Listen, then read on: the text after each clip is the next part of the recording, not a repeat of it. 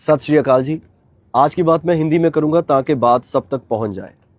पंजाब के हालात बाढ़ की वजह से बहुत खराब हैं। लोगों के घर बह चुके हैं, फसलें तबाह हो चुकी हैं, पशु गाय भैंस मर चुके हैं, लोगों की जिंदगियां बर्बाद हैं। पंजाब की अपनी पर हारा नहीं। हम पंजाब की गोद से उठे, पंजाब ने हमें गोद लिया और हमने पंजाब की गोद ली। जितने भी पीड़ित परिवार हैं, हम सब उनसे कहना चाहते हैं कि हम उनके साथ हैं।